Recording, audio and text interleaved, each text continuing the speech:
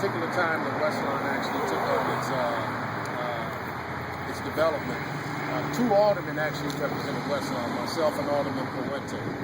And I must say that as we move forward with this particular initiative, I want to congratulate Micah for keeping the pedal to the metal, to keep the pulse on social responsibility.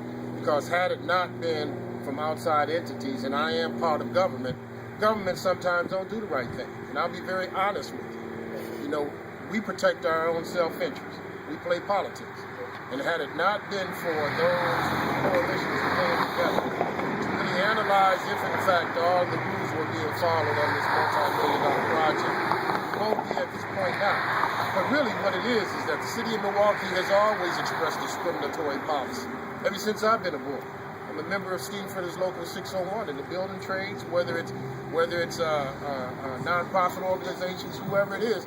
Milwaukee has always expressed and always experienced discriminatory practices. So it tells us that the fight is not over with. The fight has to continue, and we have to teach our children. We have to teach the next generation that this is a long-term process that we're going to have to go through. Now, I want to offer some solutions. I think on this particular project, the monitoring component was very much at fault. Had we done the right things and had we raised the issue when the issue was brought to people's attention, we probably wouldn't be at this point, because we had every opportunity within the housing authority and yes, within the city of Milwaukee to cause political pressure in order for us to move forward. But we didn't. And I'll take responsibility for that along with my colleagues. People will tell you that the city of Milwaukee has no skin in the game. We do.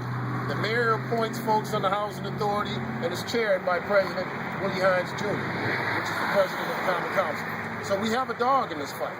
But the key thing is two things I want to recommend. Number one, since Micah has pushed this envelope, I would ask the mayor to actually appoint someone from Micah or its representative to the Housing Authority Board.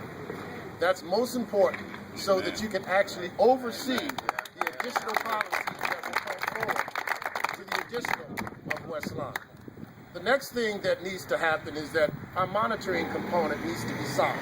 And it needs to be an unbiased person who's going to sit on that monitoring component. Not the private sector who may benefit financially, and not somebody who's a bureaucrat who's going to answer to someone who has a political stake in the game, but it has to be somebody unbiased.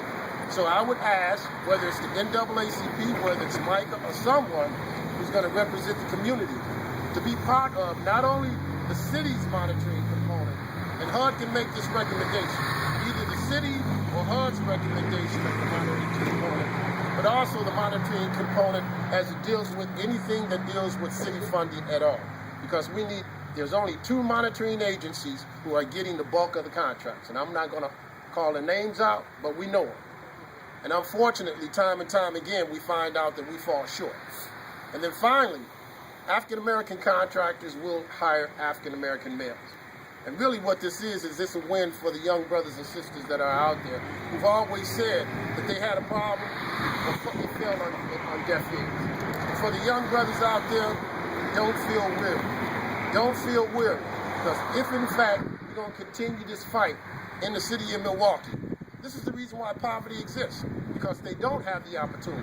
It's not that they don't have the skills, they're asking for opportunity. So we have to be strong as we move forward. Once again, I want to commend Micah for continuing this pursuit, and I want to publicly say I'll accept personal responsibility as a city official for this thing that occurred here. I don't walk away from a fight, nor do I walk away from responsibility. And I'm hoping that there's some resolution that will come from this point on. Thank you very much.